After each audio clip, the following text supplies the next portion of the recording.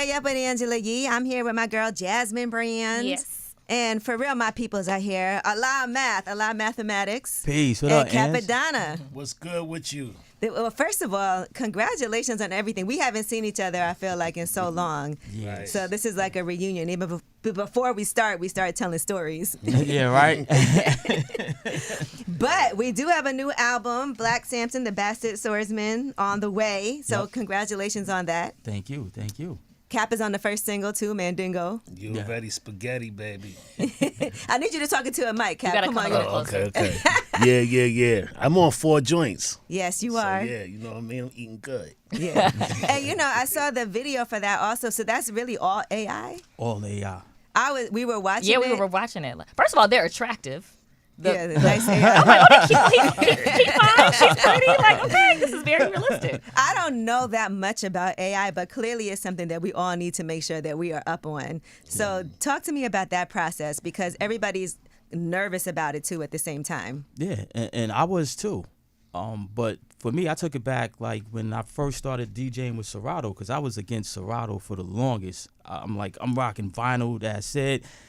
Then I actually went to the CDJs for the shows because of the bouncing around, and I avoided Serato. Mm-hmm. But then when I tried Serato, I was like, wait, hold on. Right. I don't got to carry crates anymore. Exactly. I ain't got to carry that big thing for the record. So after that, I learned to embrace technology and use it. Learn about it first. Do your research and use it for, what best fits you. I think if you use AI right, it's great because for one, even on an album, I use for the skits, the karate flicks.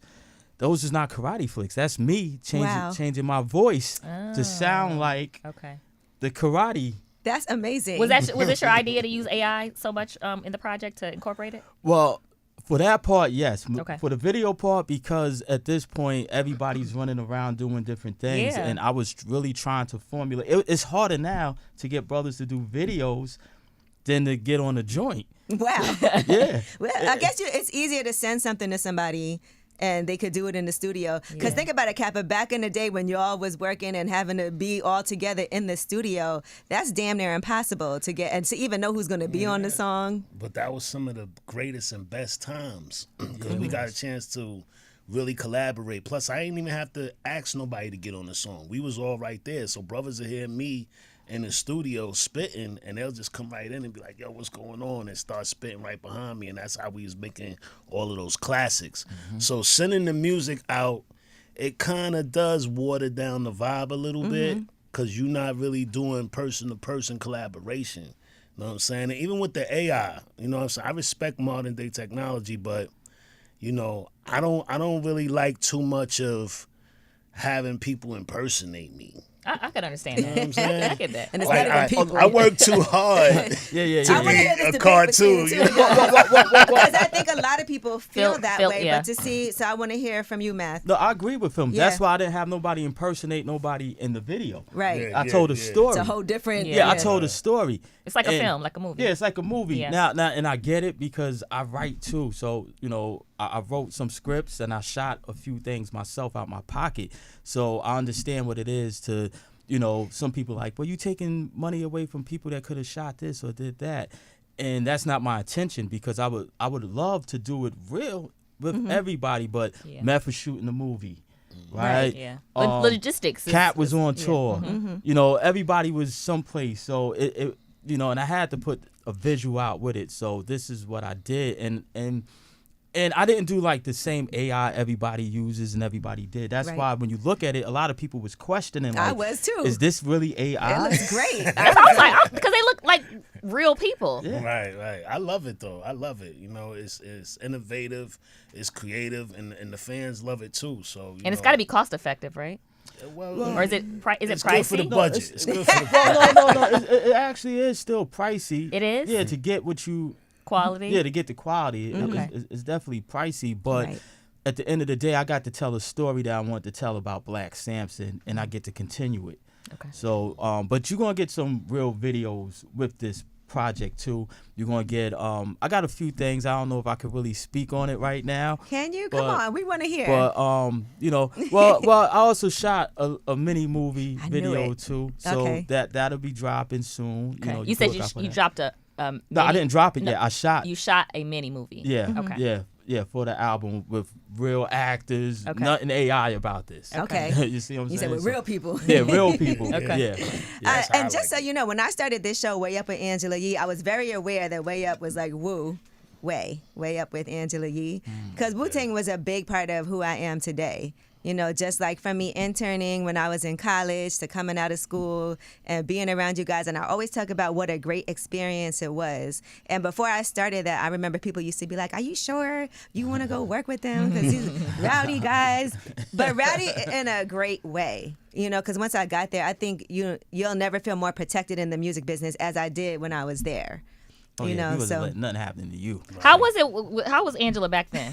I'd like because she has stories about you guys, but I just want to know how it was. Yeah, she was very. I worked hard. Okay, and, she definitely worked hard, and you know, even like dealing with us as individuals, right? You know, she was very much hands on. I mean, she used to get me a lot of clothing deals, you know what I mean, like with Tommy Hill and Varsity. Okay, I did. I was working with. I was doing everything. I was making sure everybody was laced with clothes. So she's always been a connector, right? A connector. She was like an A&R / publicist. Okay.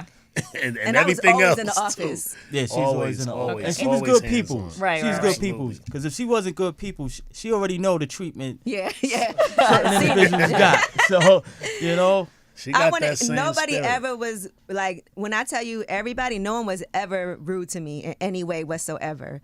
Like, That's so right. when I always say that was the best first job. And I feel like after that, things were so different. Like you would think working in R&B, because after that, I went to go work for D'Angelo when I left. That was nowhere near. I felt so unsafe there. And I was like, damn, I should have never left. Really? Yeah, it was awful. And I was spoiled because being there, while I did work, like I would be the first one in the office and the last one to leave all the time. And I worked hard, but I also got treated really well. You know, I would say that much. So thank you guys for that. Should have never left hip We'd hop. have had to lay hands on somebody. You know what I mean? Yeah, right. You know, Somebody going to jail tonight. It's like yeah, that's what like yeah, you know, brothers is only a phone call away. I had to do it sometimes. And we also watched your success. You know, we watched you climb up that ladder, and you know, I must say that you really kept it authentic. You know, you still the same Angela. You know what I'm saying? With of course more expertise and more intellect, but definitely, you know, you kept it solid and grounded. You know what I mean? We respect that. And so let's tell some stories from back in the day. Now, because I want people to also understand the importance that mathematics plays, because I feel like that has to be celebrated also. Just for you coming in as the DJ, and I know you were pulled in a million different directions, because you're really like the official. Everybody ended up having to get like DJs because you couldn't be everywhere Yeah, it got to that point. at once. But you started off as the DJ from Queens, which is why you're the bastard swordsman. Yep. Because you're not from Staten Island or Brooklyn. Nope. Outside Queens You're all the guy day. from Queens. Yep. So how did all of that, and Jizza was the first person you worked with. Yeah, Jizza was the first person I worked with. I knew his family because they lived like right around the block from me, basically. And I used to hang out. I was like the younger guard, and like his cousins, like Life, Shy, and them. I grew up under them. But I knew RZA first. Oh, okay. Yeah, because I knew RZA from the rallies at the parliaments. I didn't even know they was cousins. Okay. So we used to go to the parliaments, and when I go there, you know, especially in Fort Greene, you know, where all the guards in Medina are much meaner, right? That's what they say, right? The grass is green. Yeah. But you know, RZA used to be like with the Brooklyn guards, and like we was the younger brothers. RZA's older than me, but we was still the younger brothers. I was probably like one of the youngest at the time because I'm like me and Meth the same age. Right. And Meth was the youngest out of all. Yeah. Okay. Yep. So and Meth got me by like 6 months. Okay. So yeah. So I was always a younger brother hanging out with older brothers. So some of the older brothers that I hung out with, some of the brothers that RZA, the older brothers he hung out with, they hung together. So while they over there doing their thing, we doing our thing, whether we drinking 40s, building, you know, rhyming before, you know, way before Wu. Right. You know, I was like 15 at the time. Think about what 40s was doing to the community. I mean, everybody was drinking 40s back then. And it's so much. It's so big. Right. I'm just like, sheesh. They took a 40 of water nowadays. Yeah, right? It's intimidating. Right, And yeah. so you ended up really working on the Cold Chillin' tour. Yeah. Okay. Yep, I started off with Jizza, DJing for Jizza. What were those Cold Chillin' days like? Because Jizza told me they didn't get treated that well because Big Daddy Kane. Oh yeah, they Biz got Markie treated was great. there. Yeah, they got treated great. But for me, I thought it was still great too because I'm around the people that influenced me and like the people who I was a fan of, like from G-Rap, Kane, you know, going up to the office, you'll see Shantae up in there, you see, you know, yeah, so That's still amazing. I know Roxanne Shantae now because we went on this trip together for an event. I was like, I can't believe I'm here with Shantae. Like it's you know, the stuff like that is still surreal when you think about it. yeah, because that's like Big Sis right there. That's like Big Sis now. And like back in them days, I was more in amazement. So even though, you know, we went out there on the road and yeah, we wasn't, you know, getting the treatment that Jizza really deserved at that time. I'm agree with that because he was the genius. He was like, they wouldn't even let them in the full office. Like, but you know, I think everybody at some point pays their dues in this business. Like, it's rare to step into a situation and be like, yeah, from the door. Yeah, the man. Especially back then, it's so different. Now people go viral, and everybody's.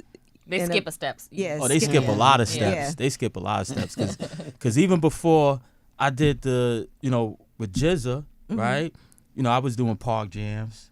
So we was coming out DJing for free in the park in Baisley Projects, risking our lives, hooking up to the light post. None of us was electricians. Right? You gotta be though at that time. That's crazy. Yeah, so we was hooking up. Then you gotta risk your equipment between, you know, beefs and gunfire and, you know, somebody coming. It's really multitasking. Look, Yeah. and you really gotta love it. Yeah, you gotta love it. Yeah. And somebody coming out, another DJ want to battle you for your equipment. That used to happen too. Never lost my equipment. I'm gonna say that. I know that's right. Never.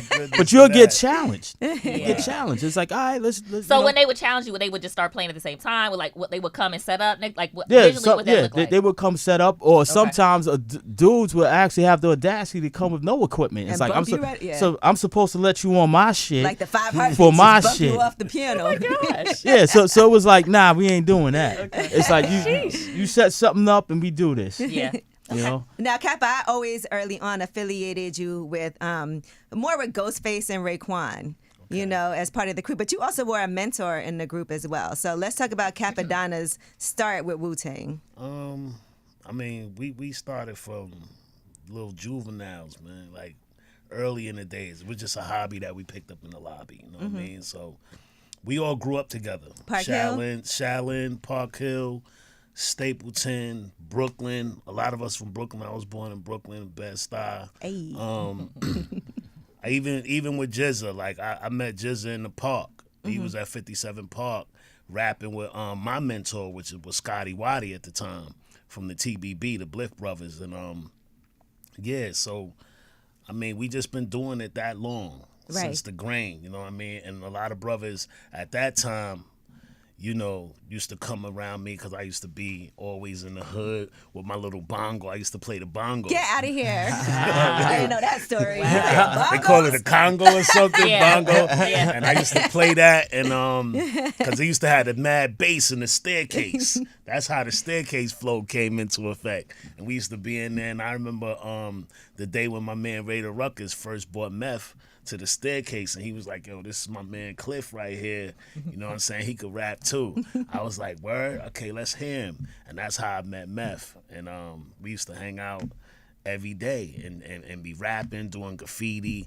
I mean, we was living the culture. You know what I'm saying? We was all fans of hip hop, all fans of the culture. We was teaching each other. A lot of them say I was a bigger inspiration on them, but you know, we all took Inspired pieces each other, from each other. No, absolutely, because I always kind of also looked at you that way, because I've heard people say that Kappa was like a mentor for some of the guys in the group. That's right. Ooh, and so you talked about how being in the studio and actually physically like getting that energy. I'm thinking about the days of the Wu Mansion you guys had. That's where all the magic happened. That's where we was in the studio the most, because we wasn't doing studios in the hood. We ain't had no studios till later on, like before the blow up. You know what I'm saying? RZA had a spot up on top of Wagner College Hill up there. Michelle Court? Yeah, Michelle Court. Yeah, he had a couple of spots. Yeah, because it was morning. Yeah. Later on. So, from there, we went to the mansion just a few years later. I was in the hustle game. So, yeah, I was incarcerated. But when I came out, brothers was like, yo, we got to get Cap, We got to get Cap. They called me Original at that time. We got to get Original. You know what I'm saying? Because he was there from the grain. You know what I'm saying? He always been there. We going to go get him. And I ain't really want to rap at that time either. You didn't? I didn't. What did you want to do? I wanted to beat them Congos. Actually, I didn't want. I didn't. I wanted to work. I wanted to get a job. Really? Because I Stability. kept. Yeah, because I was in and out of the hustle game hard. You know what I'm saying? So I was going down before my brothers was even, really experiencing that kind of life. So when I came home, like I said, I just wanted to be a productive citizen. I got a security guard job in the project. I was security guard for housing, Park And everybody Hill. knew you already. So They're like, yo, look who the security guard is. Like, get out of here. When you locked up, I didn't know you was out. You got a job. And U-Guard, if it wasn't for U-Guard, because U-Guard kept coming to my job every day. He was coming to my job, trying to get me to go to the studio. I used to be like, nah, I'm good. And one day I went to check RZA out. He was there for Dolo, and I heard the Ice Cream song. Yeah. It was just Ray and Ghost on the song. It wasn't no hook or nothing like that. So RZA was like, yo, give me 16 bars. I was like, what's 16 bars? Right. I ain't even Bars know away. what was 16 bars. You know what I mean? Right. So I dropped that. He said, just rap, and I'll tell you when to stop. So maybe you was just off the dome, or you had I wrote it. I wrote it right there, Uh-huh. and I really wasn't writing. Like I said, I wasn't really part of it, and I wrote it though, because I used to write rhymes, bars, like win awards. Freestyle. not even knowing they was bars. Yeah. Just going. I never No wanted end. to end. No end. Yeah, no end. Exactly. No, just go. And I did that Ice Cream verse, and Meth came in 15 minutes later and did that hook, and I was still looking at him in amazement. I was like, yo, like, this is amazing. Like, what's going on here? Because I didn't want to get on nobody project and mess up their project. They was professionals to me. Right.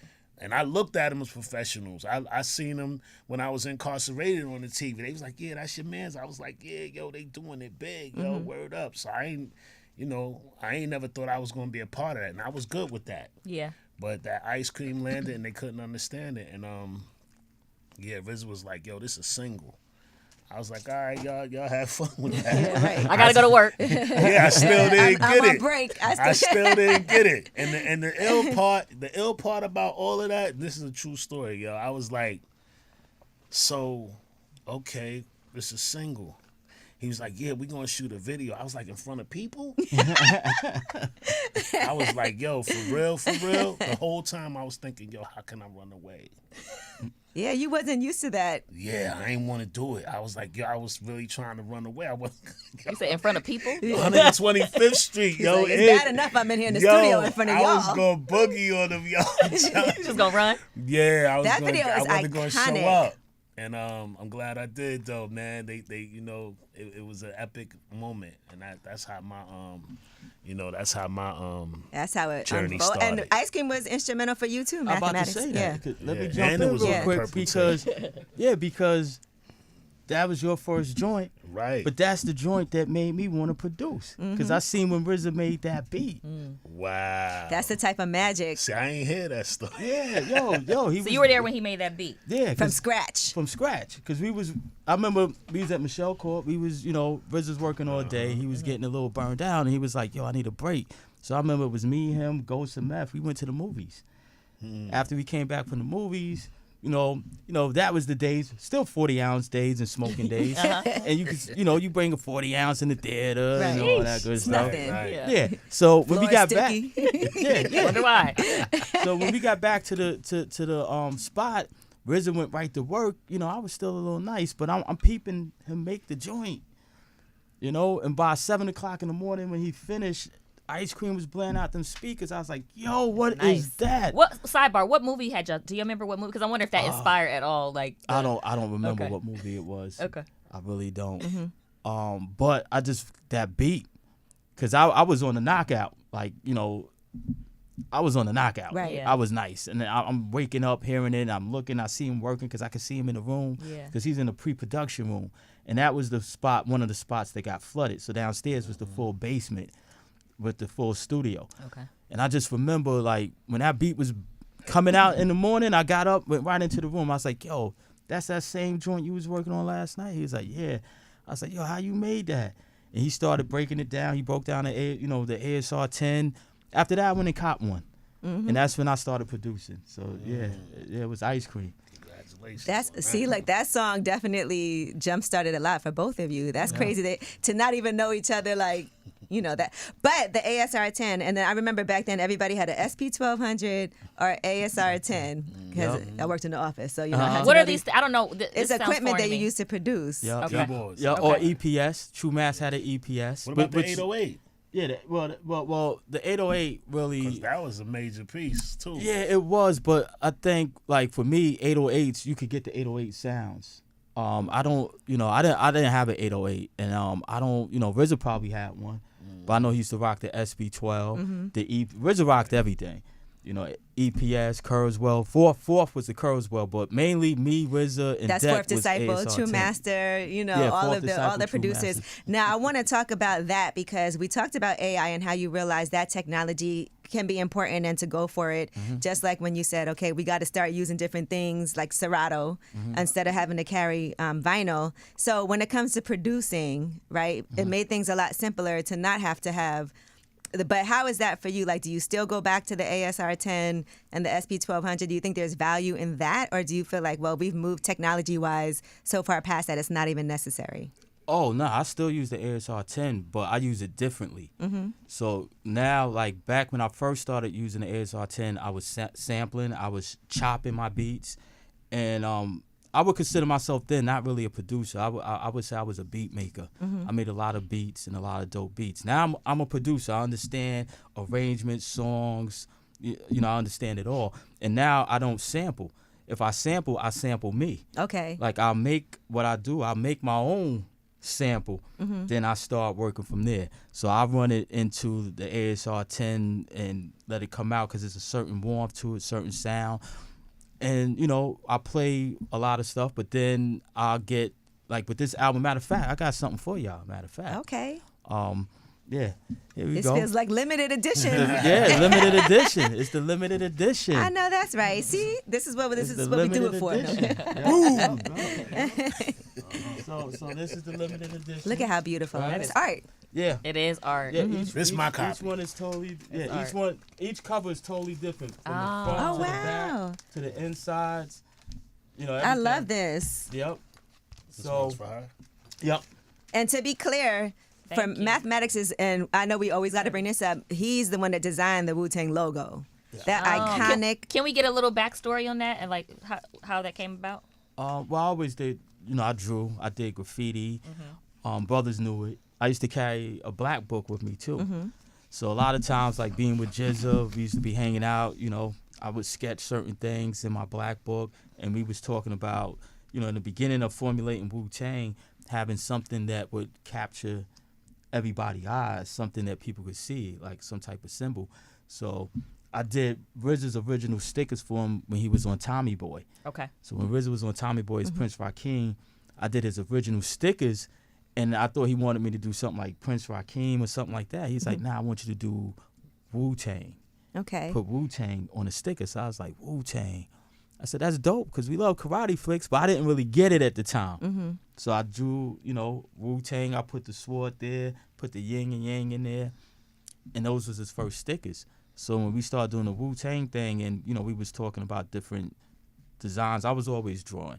So I drew a W one time with the hand coming out holding a head, because we was always talk about taking heads. Protect your neck. Yup. Always talk about stuff like that. So how it actually really came into existence, I was working at the time. I went back to work. This was after cold chilling, and I was a carpenter.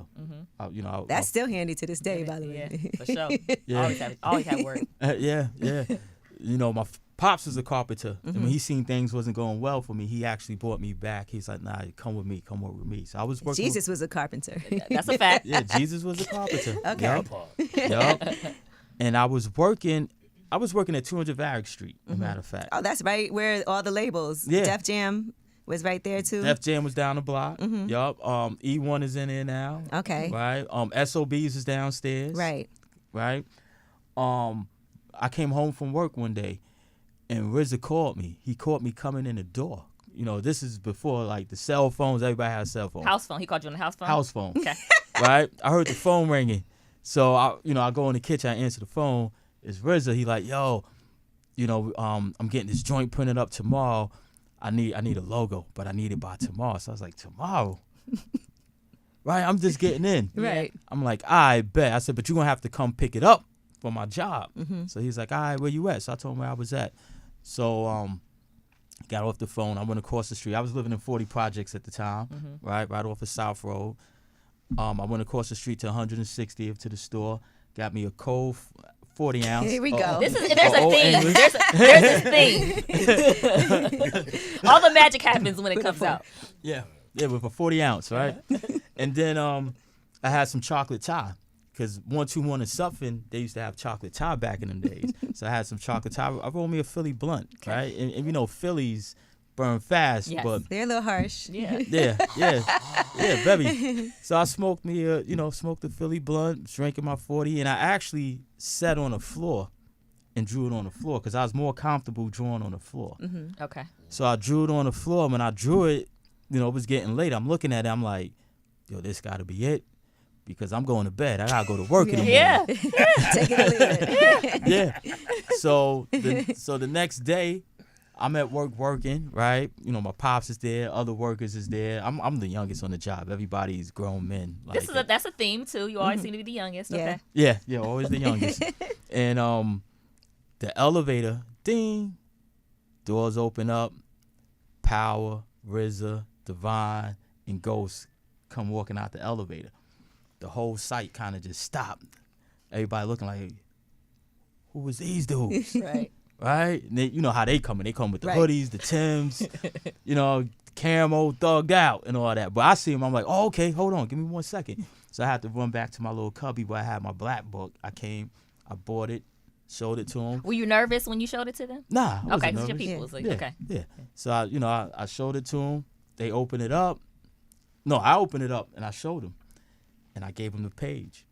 So I seen, RZA looked at it, shook his head. He passed it down to Divine. Divine looked up, shook his head. They all went down the line and shook their head. Pass. And they was like, yeah, this is it. That was it. And that was a one shot. That was one just concept. Things like that don't happen today. First of all, somebody can't call you and be like, I need a logo, but I need it by tomorrow. Yeah. And you sit on freestyle. Yeah. That's amazing, and I love the detail in it because when you drew it, did you know this is amazing? Because sometimes we don't know how amazing something is. No, I didn't. I just looked at it like it's another piece. It's another piece of art that I did. I had no idea it was going to be what it was going to be. The most iconic logo in hip hop, probably in music. Period. Can you think of another logo that is anywhere near that? I just think that's something that people, even if you didn't grow up listening to Wu-Tang and you were a kid now, you know that W. Yeah, that's true. I remember Ray told me one time, he's like, yo, I was in the airport. I seen this dude. He had the Wu logo tatted on his face. Oh, he my said his God. whole That's face. a lot. Yeah. He said, yo. And you drew that. Yeah. But Ray told me he walked right past me. He didn't know who I was. But he got the logo on his face. You know the logo though. Yeah. But that's what I'm saying. That's what makes something iconic. That a clothing line that has that logo, because people buy that clothing from Urban Outfitters, you know what I'm saying, from everywhere. We still have And graphic they tees just with like it and how stuff. it look, and I see kids wearing it, and I know they probably are not that versed. You know, everybody don't know it, Right. but everybody's wearing it because that brand can stand by itself. Yeah. Now, another thing that we talked about previously, remember Park Hill Day? Okay. And you remember I had Eminem come out. Yep. So I remember that, yo. so we got to talk about that. Tell me I don't about know if that. I ever- Crazy. I don't know this story. Tell Before he was really Eminem, though. Yeah, so Was you the one who? Because I remember he called me one day. Did you connect? yes, That? so here's what happened. This Okay. was before Eminem was signed and Paul Angela the Rosenberg was connector. managing him. Right. So look, I'll tell the full story because I don't want to give nobody props. But anyway, I used to date this guy, and he was cool with Eminem, and so he introduced me to them and Paul Rosenberg and everything. And so I was like, he's dope. I saw him perform at Lyricist Lounge, and I know you guys are doing Lyricist Lounge too. We'll talk about that in a hot second. But Lyricist Lounge was like where people would freestyle, they would rap out, kind of like 8 Mile. Yes. And so Eminem would come in there and say the craziest stuff. So I was like, okay, we got Park Hill Day coming up. Park Hill Day was in Staten Island. It was a big event. It was free for the community, which, maybe we need to do another one. But it was free for the community. So it would always be like, Black Moon would come out, Mobb Deep, like all the friends of Wu-Tang. And so I had Eminem come early and open because I was like, look, I'm going to get you on this, whatever, because he's dope. And I knew people like didn't know him like that. So he Right. came out and performed. And I remember afterward, they were like, yo, he was dope. And that was that. And I was like, y'all should sign him. I didn't know anything about that, though, because I was super young. Right. And I was like, you guys should sign him. And they were excited. Like, that was one of the most exciting things, for him back then, to meet everybody and for people to be like, yo, that kid is really, really dope. And Math, you always talk about, like, man, I got his demo. Yeah, and I didn't know. And then I just remember the main thing I remember was, I think it was a little bit later when he had My Name Is, when that first came out, and he called the crib. And he was trying to he wanted a beat for me. I was like, oh yeah, definitely, let's do it.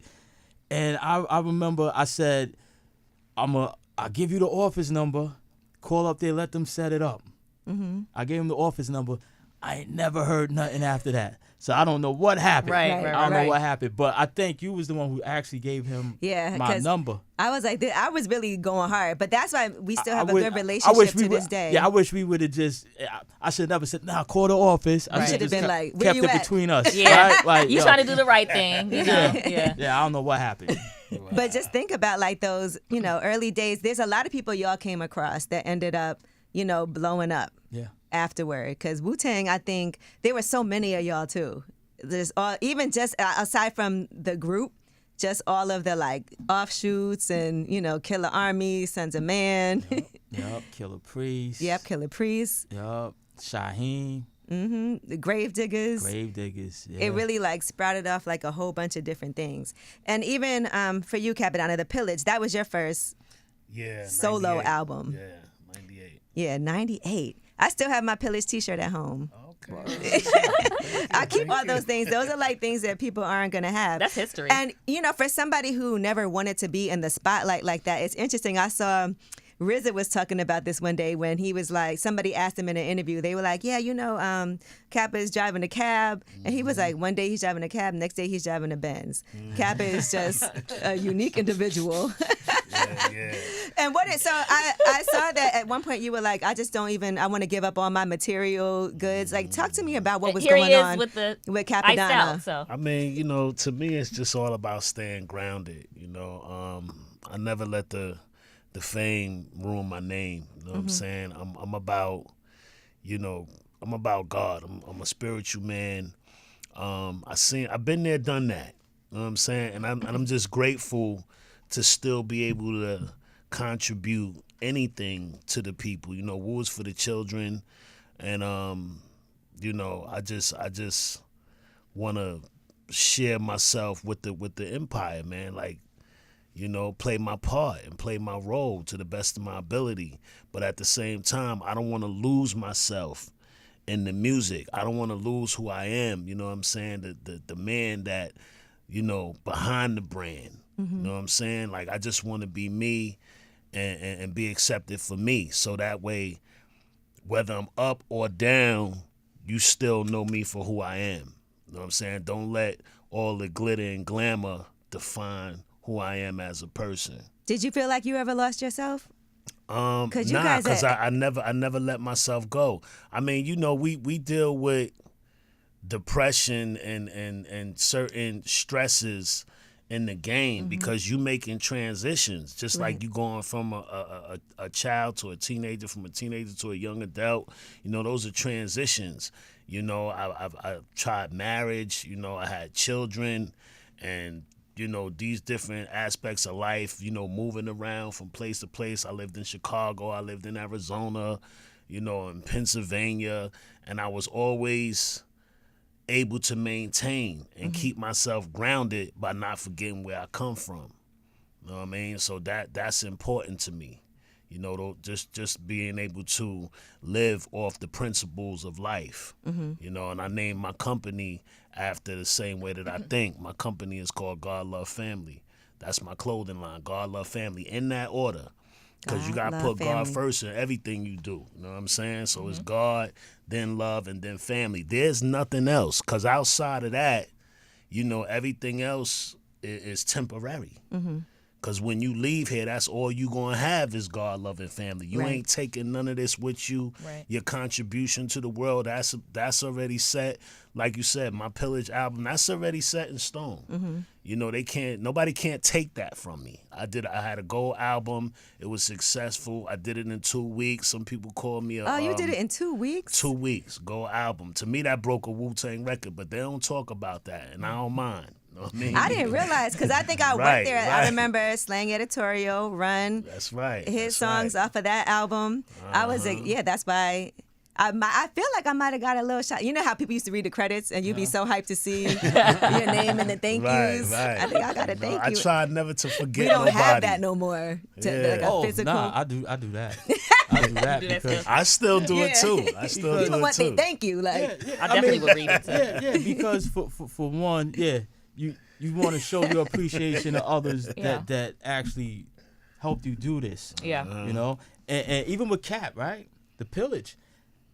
My first, that was the first joint that I made on a Wu-Tang cut. Oh, which one? O'Donna. Oh, O'Donna. That was a dope song. O'Donna. Yeah. See what I'm saying? That's the first time I made the cut on a Wu-Tang project. Wow. Okay. Right? Did you know that, Cap? Nah, I didn't. See, we learned. That's because everybody's just working. Look, Power hooked me up. My first joint I ever did was a remix of some jungle joint that was overseas. Okay. Then I did the NFL jams with Ghost. Oh, you know what's crazy? So Scotty, who owns the studio where I do my podcast from, he was at Character Music. They did that NFL Jams compilation album where they paired up hip-hop artists with NFL players, and you did one of the songs on there. I did that, with Ghost and Andre Rison. Yep. It's crazy. That got me to my first Super Bowl. Right? Nice. Just thinking about all the things. A lot of success popped out from one can of paint, you know? Right? But the Pillage, I actually put that album together. I sequenced the album.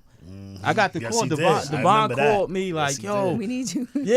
And I never did it before. So I'm like, you know what I mean? I said I'll be up there. And Ninth Prince did the some of the ad libs and all of that, right? On the skits or something. That's Ninth Prince from Killer Army. Yeah, because when I listened to it, you know, it was one part where he was like, "Killing or raping." Oh, we do what we want. That's what. I was like, whoa, like, yo, I was like, I don't know. Let's not being the man that I am, you know what I mean? But you know, the album was such a success. Sequence that here. Right, I was like, yo. Like, whoa. But I was grateful for everybody's participation, and it was the album Pillage. Still got me touring. That is true. To this day. 25, 30 years later, I'm still touring. I just came from South America. I did 2 tours over there. That's beautiful. Before that, I was all through Europe. So, yeah, I'm still doing shows, man. I just came from the David Chappelle show out there with Ghost and Talib Kweli. Oh, yeah. I saw you did the People Party. Yeah. I saw you doing Winter Wars. That's everybody's top 10 verse of all time. Classic. Yeah. But they We don't was listening say to it, earlier. though. I feel They like don't they say do. it. People say it. don't know. People man. always talk about that. I didn't know that was your. Because to me, I was the first one to do a long dart like that. And it kind of fades out the whole song. But it's they unique. kind of faded me out on that because they acting like, yo, hold up, man. Was there more after that we didn't hear? Because it fades out. Yeah. He's like, I don't remember. Remember, I didn't make it. I don't stop. I just keep going. I drunk a 40 that day. You know what I'm saying? Right. So, a lot of Dark Man was on that. Was on the on that Win Awards before me. Oh wow. So when I came in the studio and did that, then his verse got knocked off, and that's how we used to do it at that time. But if I wouldn't have made it there, that would have been a lot of Dark Man on that song. Oh wow, that's good. That sucks to get knocked off too, because it happened all the time. You know, but that's because you got to show up. Because you think you did these verses and you don't know what's gonna make it. Sometimes you don't know till the album come out. That's why it's witty, unpredictable. Talent. Yeah. Look. Or you bring a beat to the studio and somebody get on your joint and rock it. And then you hear that verse on another record. You're like, that was my beat. Yeah, like, wait, hold up. Oh my gosh. I heard another verse in the Run from Ghost. Ghost and Jadakiss. I was like, wow, okay. How was it? Keep it moving. I mean, you it know, was a right? success. Yeah, it did well. Both of them is rocking. It did well. Back to back. Now, Mathematics, as a beat maker, did you get credit in the production? Because you said you weren't necessarily a producer. No, I got credit. Okay. I did get credit, but me growing and developing with music, I look back now like I was a beat maker. Yeah. Like I was considered a producer. Like when you hear joints like Cobra Clutch and Publicity, I was considered a producer. But I'm listening now, it's like, I made some banging beats. Yeah, you did. But- and this new album, we haven't even talked about that yet. Yeah. There's some banging beats on this new album too. So. You and I both have favorite tracks. We like Claudine. Well, and I like War of the Lion. Oh, War the Line. Yeah, that's my favorite. G-Rap. But of course, we like Mandingo. Even the intro, and you start off the intro with Corrupt. Yep. And Ralph McDaniels, Yep. legends in this as well, and it also made me think about people we've lost. Like he's like R.I.P. Nate Dogg, R.I.P. ODB. Yeah. Just think about during this period of time that you guys have been in this game. We've suffered a lot of losses in hip hop, and it feels like it's just something. Even now, so many young artists, gone. Yeah. And I even think about that day. With Dirty, there was a concert. Yeah, the night before. I think it was in Jersey. Yep, Jersey. Yep, at the Meadowlands. Meadowlands Arena. At the Meadowlands, and I was at the concert. I was doing some interviews like backstage or whatever, and Dirty didn't show up, but he did catch like a later flight and then go to the studio, and that was like a horrific day. I'll never forget. That day. Do you remember where you were when you heard the news? Oh, of course, because after that day, I just remembered he missed the show. And we was all going to go to the studio that day, and talk to him, like, yo. Yeah. And I just remember, we had a late night. I got home, up late. I got up late. So when I got up, it was 7. 7 called me, right? And I remember, I love grits. I had just made me some grits.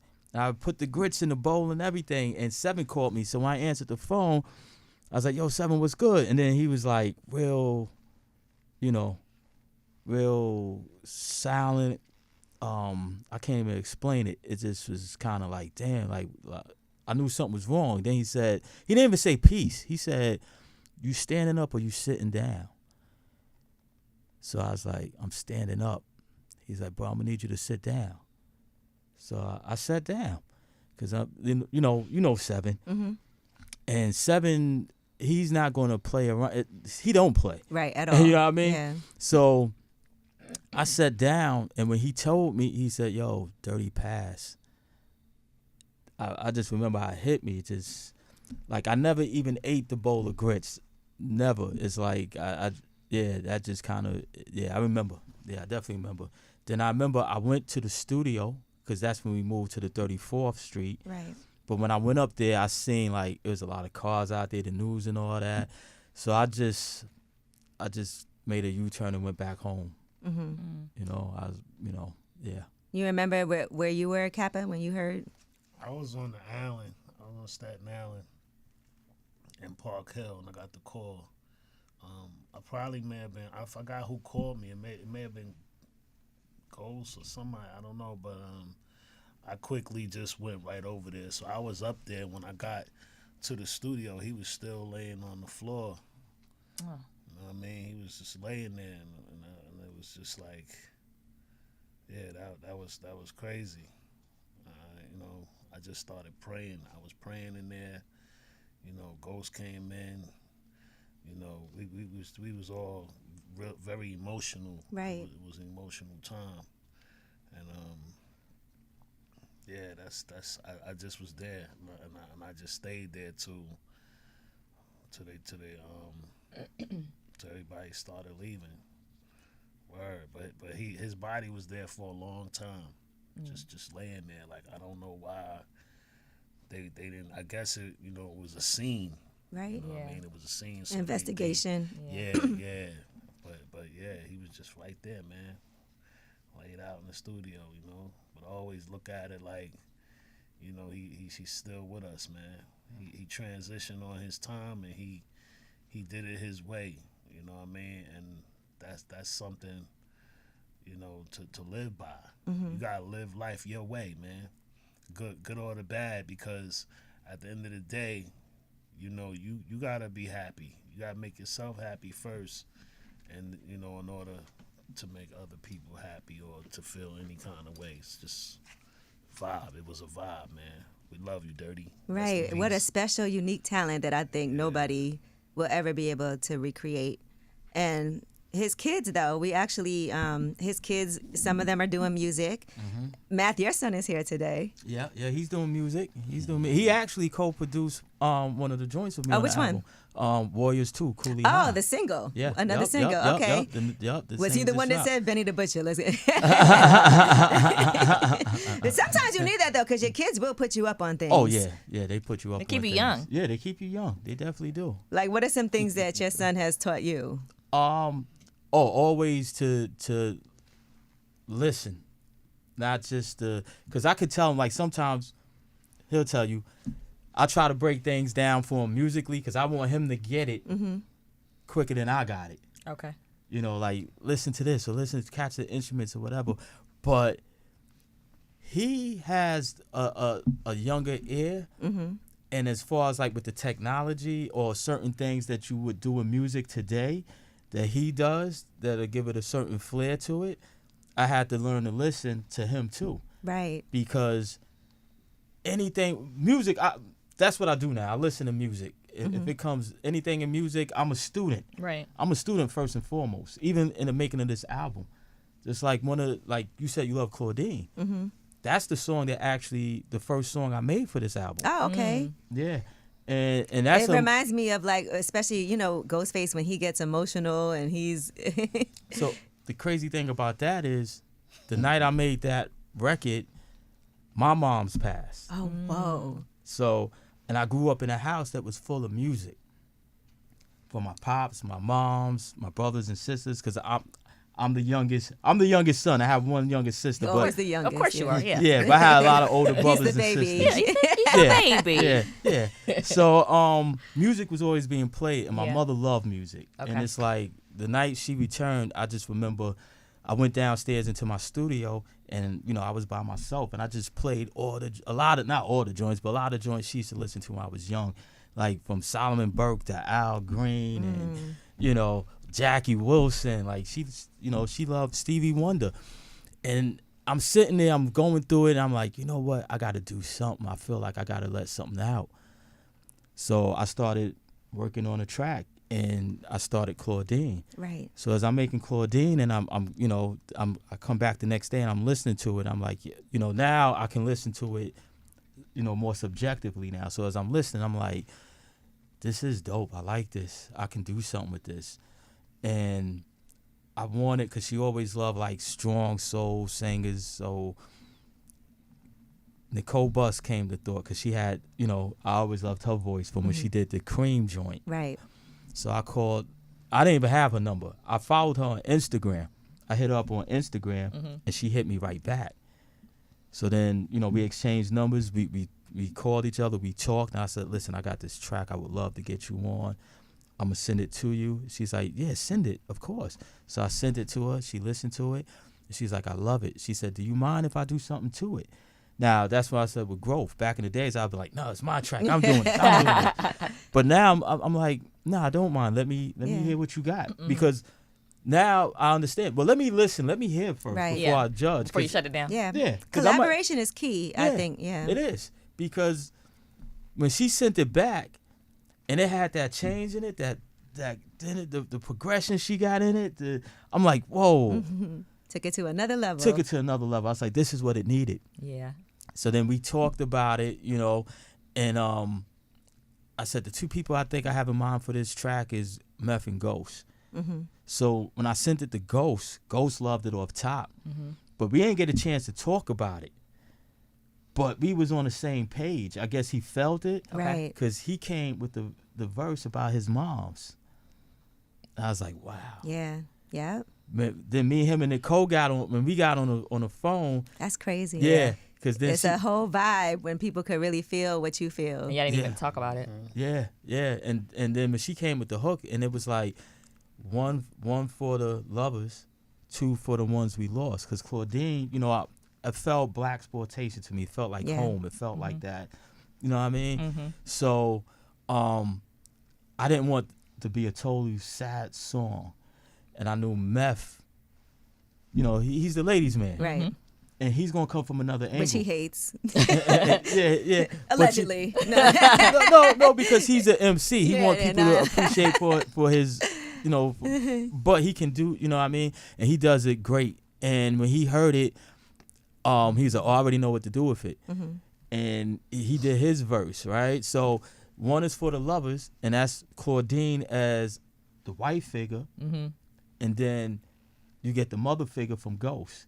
And she says, two is for the ones we lost.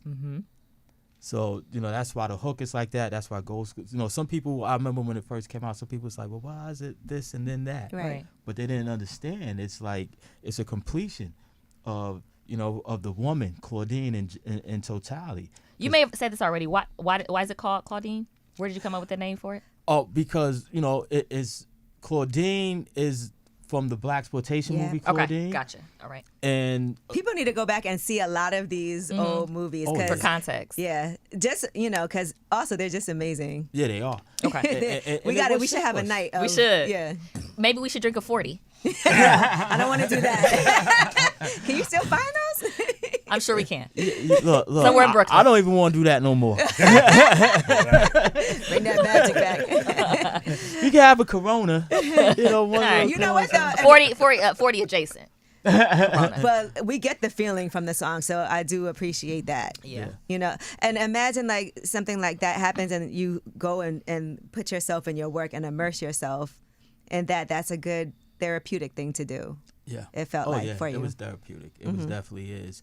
And it set off this album. And once I created that, it was like, okay, everything now that I'm making for this project has to be of this value. It set the bar. Yeah. And higher. And because, like I said, Claudine, that's why I was like, it took me back to when I was growing up, watching the movies. So a lot of the songs on here are either named after blaxploitation movies or karate movies. Right. I definitely saw the karate theme. Yeah. You gotta well, and Cappa, what about you? What have you learned from your kids? Like, what's something that you would say they've taught you being a dad? I mean, they just taught me, to just keep striving. You know what I mean? My children are very innovative. I just wanted them to always be able to reach for their goals. So they all finished school, they all work, they got jobs, you know what I'm saying? So it's like me looking at a reflection of myself. I see me in all my children, right. You know what I mean? And I got a set of triplets. Oh, wow. You know what I mean? It's not a game. You fertile. Right. Yeah. They 22 years old, and my what youngest. Was that like? Triplets having is three crazy. at a time. It was a hard job. Yeah, I mean, I can imagine. Because one is a lot. Yeah. Yeah. Everything is about the grind, and thanks to Gerber for that year of sponsorship. I remember. Dope. Gerber, whenever you have more than one or two children, I mean 2 or 3 children, they they reach out to you. That's They dope. reached out and they supported me for that first year. Because I used to go into the supermarket and have to take all the milk off the shelf. Yeah. Because my seeds, they didn't, they didn't drink whole milk and Right. all that Infamil stuff. So I Yeah. had to get them rice milk. Oh, you was early in the game doing that. Yeah. People Right. do that now, but people weren't doing that as much Yeah, back I had then. to get all of it off the shelf. Yeah. All three of them because, everything is in threes. You know how hard it is when you getting up, you got a child, Ugh. and you got to heat the bottle up. I had to do three of them. They all got up, 3 diapers to change, 3 bottles. Or buying three everything, bassinets, clothes, everything. and Everything. That is yo. like a boot camp. 3 in girls. Parenting. It's like sleep didn't mean nothing to me no Right. more. I didn't even know. Probably with delirious. It's like when I had to just fall out. I had to fall out, I had a picture in one of the magazines. It could have been a double XL with my triplets. Mm-hmm. There's a picture in there, and I had them all in my arm, and they Right. would sleep. And that's how I used to have them. I Yeah. used to have to just get them. Can you imagine that kind of weightlifting that's like? Yeah. Holding 3 babies Cannot- at one that's time. crazy. Yeah. But they had no. each other to lean on. I can't even. Yeah, and it was beautiful, man. And I've been there for all my kids. I'm still there for them. I'm around them. I take care of them. We work out together. You know what I mean? My youngest, Shamar Hill, he just did a movie, Brewster's Millions. Oh, Yeah. He like sings, a remake of the original? Yeah. Okay. Yeah. So that came out just a few months ago. You could check him out, Shamar Hill. He has his own Instagram page. Okay. And he also sings too. He's singing rap. He got his little R&B song out.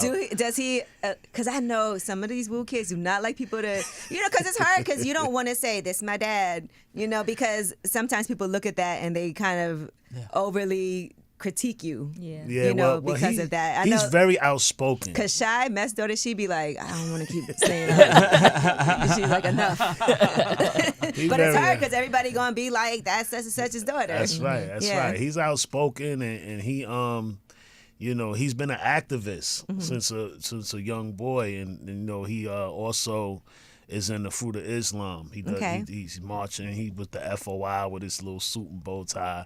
If you go to his page, you'll see him over there with Farrakhan and, just doing everything. He had his own business when he was 12. Sheesh. He had a vending Talk about machine overachiever. company. I know, right? I feel lazy. Like, go work for him.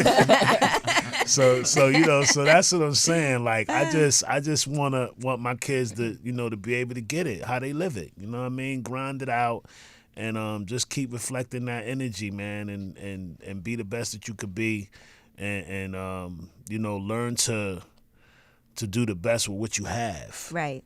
That part. You ain't never got to be feeling no kind of way because you lacking in something. You know what I mean? Just do the best of what you have, man, and that's all I ask, man. I was with my son Angelo the other day. He's like 6'1", he's 16, wears size 13. Sheesh. He's a bike rider. He a bike rider. He rides for miles from Maryland to D.C. and I looked at it. He had a good, nice report card. It was all 85s all the way down. Okay. I'm doing a proud something right. father. Yeah. Man. You know what I'm saying? Yeah. To Jasmine's point earlier about the rice milk, Wu-Tang was early on a lot of these things when it comes to health and nutrition that people are now up on. Mm-hmm. When you think about it, I'll be in the office, they'd be like, we don't eat that. We don't eat, never no swine. I know that's Never right. know Yeah. swine. Never know. I've been a pescatarian since I came into the 36 chambers because my brothers they didn't eat meat. I Right. used to go in the refrigerator at the mansion and be like, what is Morning Star? What is this? I didn't like that stuff, and then all of a sudden now it's like 31 years I've been a pescatarian. So What's your favorite type of fish? I like salmon. Okay. Salmon. Because they would flip over a table. You had some pork at the village. Damn right. For real. Don't bring no swine. Not in. allowed. With no bologna or no Nothing ham with even sandwich. pork in it. Nothing with even. And speaking of health, health is wealth. Yeah. You know what I'm saying? And I'm also working on a project too. It's called Godly, Wealthy, and Beautiful. Oh, yes, your album's coming out. Yeah, April 17th. So Yep. Godly, That's around the Wealthy, corner. and Beautiful is about affirmations. And it's about talking positive affirmations into your life. It's a very eclectic album. It's not just one way to live life. You know what I'm saying? Life is forever swift and changeable. Right. You know what I'm saying? So I'm doing a lot on there, and you know, I just like the sport so much that I'm not gonna stop doing music. Okay. You know what I'm saying? I love to do it. I'm gonna keep doing it. It's life. And to some, whether it hit or miss, it doesn't matter, because I was doing it already before I got on. I never asked nobody like, yo, what should I do, or nothing like that. I just did what I did, and people gravitated towards it. So I'm still doing that. And I bought y'all a USB. Technology. Check it out. Okay, Yeah. technology. That's a USB. Try track 17 if you want to play that on the radio. Okay. It's radio friendly. Okay. You know what I mean? And I'm singing a little bit on that. Uh-oh. Yeah, I'm singing. It's like I'm doing all I can whatever's see that, in though. me. I can see I'm that. getting It's coming it out. I can see that. Listen to it first so you can know it's Because fly. regardless, I feel like Kappa always been a Yeah, party guy, yeah. kind of Yeah, dancing, yeah. singing. Party, You do it. love, happiness. Oh, that's right. You know, it's all Always about positive. smiling, too, Yeah, I wanna yeah. say. Positive vibes, man. That's it. Well, Dope. thank you guys so much. I appreciate. We could go on for hours and hours, and next time, Yeah, we could. we could have a nice sit down because we got so many stories to tell, but really great ones. Yeah. And so, like I said, I appreciate this. This is my introduction into who I am today. Couldn't have done it if it wasn't for Wu-Tang in the beginning. Best decision I made was taking that job out of college. Yeah. My first day was Summer Jam when y'all got banned from Hot 97. That was your first day? That was yes, I had actually. Yo, that was so real. That I know you was so like, real. what Tell did me I this get story myself really quick, into? Angela, please. Really quick. I interned over the summer at Wu-Tang Management on Bay Street in Staten Island. Okay. And then, Oh, it's 691. yeah, Street. 691 That's Bay right. Street. I was there working for Mook. And then I went back to college, and they tried to talk me into, it was my last year of college, and they were like, don't go back to college, just come work. I was like, no, I'm going to finish this out, right? Because my parents was not having it. So when I graduated, for 3 days, I temped, and I was like, I can't do this anymore. I stopped by the office, and when I got there, Divine was like, we was looking for you. We want to hire you. I want you to be my assistant. But it was the same day as Summer Jam. I had on a business suit because I was coming from another interview at Sony Records. And I was like, you know what? I'm gonna take this job. And I went to Summer Jam. Tanya was like, come to Summer Jam with us. I get there, we're backstage, and I'm like, we're gonna go in the audience and watch. We go in the audience and watch. Bad Boy was on first. And I remember you guys were on tour. I think it was the Rage Against the Machine tour, maybe at that time. Yes, it was. And No. Matter of fact, It was a different tour? We was overseas. Yeah. You guys were overseas and came Oh, back. oh, we was overseas with Rage. Right. Okay, and then yeah. we flew back. We but didn't want to wanna fly back. They didn't want to fly back. They didn't want to be there. Yeah, we didn't want to. Yeah. This is a legendary day. Okay, go ahead. That I started. And we Continue. felt like we was in the right about that too. We felt But like, y'all also didn't want to go on after Bad Boy. Right. Bad Boy came out. They had the baseball jerseys. They was on point. The sound was crisp. Yeah, and Wu-Tang came on after that. And when so you guys tell me what happened. No, you tell me. I was. She was in the audience, but she was on stage. I just remember my mouth dropped open like. Like this, what I signed What up for? happened? Tell me what happened. Well, I just remember as soon as we got there, I just remember. right? I just remember they rushing us to the stage, right? Right. So, Bad Boy is on. Mm-hmm. They killing it. They put me up with the turntables, right? Mm-hmm. So my turntables was supposed to rise up. Right. So I'm there. As soon as they start rising up, only one side is rising up. The other side's like this. So the turntables is falling off the table. You ain't know that, huh? Nah, I didn't So know that. so I'm catching them and I'm trying like, yo. And Riz is behind me. He's like, yo, Mav, stay cool. Carl, It's stay not cool. part of the show. Yeah, stay cool. So I'm like, all right, I'm trying to stay cool, right? What's her name? She used to work at the Apollo doing the sounds.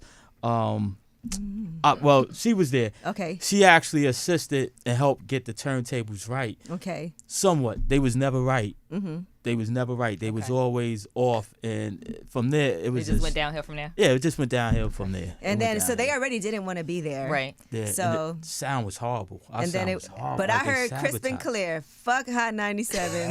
I heard that. Who said that? Who said that? Who said Might that? have been Ghost. Yeah, yeah. I think it Oh, was Ghost. Ghost was. Yeah, it was Ghost. Yeah, I think fuck, and he named the names of the personalities, and then they got banned after that. Oh, Yeah, And that ban hurt. Yes. Yes, it did. 10 Yeah. years. They got banned. Nah, it was longer than that. 10 years before we went up there, man, Ghost went up there and apologized to the lady. What's her name? Tracy? Tracy. So, okay, so that's what happened. You guys went up and Yeah, apologized. man goes. But tell me, how Oh did, my how did the apology? Look, talk closer to the mic. How did the apology go? Nah, we just, we went up there and met her, and we just extended our apologies to her, like, because it wasn't personal. Right. It was just the way things was going down and Right. how hard we was working on tour. But, we didn't know it was going to really go to that level. We Right. didn't know people had enough power to ban you because it wasn't just Hot 97. It was radio everywhere. It was all their sister stations. Everywhere. They shut us down. We had no more radio play. I remember the next day, because I want to hear the feedback, listening to Wendy Williams. Right. And she's talking about it. I think Meth called up there and said something to her. Okay. And then when she was doing the countdown, then she was like, the number one song of the day, she said, go figure, Wu-Tang, Reunited. And I said, yo, that's a joke. Because after that was the last time I ever heard us on the radio for the next, I don't know how many years. Sheesh, imagine that. But people got to It understand wasn't until like 2013. how much that hurts, though. Yeah. Our 20th anniversaries when they started playing, Flex. when they started Flex, playing us again on the started radio. playing it again. And that Wow. was what, 97? Yeah, that was in 97. So that's when I was 16 years. Sheesh, that's wild. See? Yeah, they tried to really kill us. They tried. They tried, but they couldn't do it. Thank God They y'all couldn't. tour and everything and do all of those And we things. had a great audience fan base. and a Yeah. great crossover audience, like internationally. Yeah, To be yeah. able to tour internationally and go other places and get your bags that way. But Because the average artist or group, it'd have been over. Not getting radio play for that long, it would have been over. yeah, it would be. Yeah, that's 16 years. Sheesh, Lord of mercy. Well, thank y'all so much. I feel like there's so much more we didn't get to, but we got to do a part 2 or something. Yeah, we 'cause definitely do. Because I This still is want to fun. hear more on that day from your perspective. She's like, I was in the audience That like, was my first day. I had on little kitten heels and I had on a suit, and here I am. They're like, "Come on, we going to summit." I was like, "Okay." And Boomer was there too. I want to hear Boomer's perspective. my first day, okay. I was up there next to Scoop the Fat Man. Rest in peace, Scoop. Lounge, I'm out of here. I'll call you later. My first. I said, wow. look, Wow. me and Tanya was looking in the audience because we're like, "Come on, let's go watch the show." We get in the audience. People start leaving because I think the sound was really bad. So Yeah. everybody. Yeah, they sabotage. I think Yeah. it was sabotage. But, Yeah.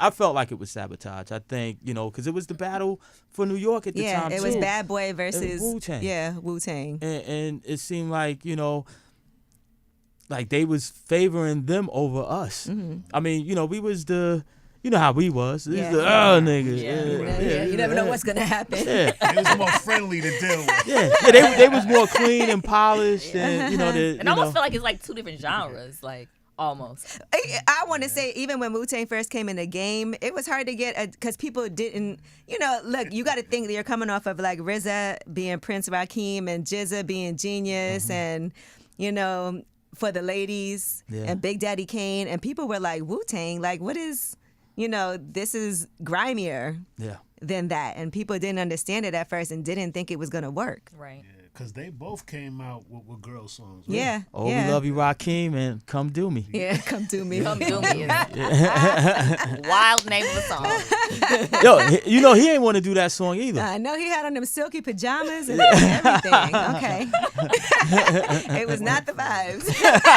It worked for him, though. It was a hot video. I still like that video. Nah, the video was banging. It worked for him. It was banging. Yeah, well. And then, listen, Ice Cream was a lady song, but a different type of lady song. Bet That set it all Bet off. that. Yep. Bet that. All right. Well, thank you guys so much. Again, Black Samson, the Bastard Swordsman. I got my limited edition. There's only, 5,000 of these? 5,000 in the U.S. and 1,000 in the U.K. Okay, Get artwork. that. And to my understanding, I think we pretty much sold out. So if you ain't get it, I think you kind of missed You the out. boat. Slow you blow. Out of luck. And Cappadonna, you have your project coming out on the 17th. That's right. Godly, Wealthy, and Beautiful. Check it out. right. www.glfent.com. All right. Oh, Get one it. more One more Digital. thing. One more thing. I didn't mean to cut you. The album actually drops to DSP April 25th, so it'll be Okay. a week after Caps. Okay. Okay, Oh, cool. wow. All right. That's Way up with crazy. Angela Yee, or as we say today, woo way. But this got a bonus song on it too. Okay. Well, I got my turntables at home. God is You should good. listen tonight. It's way And up. drink a 40.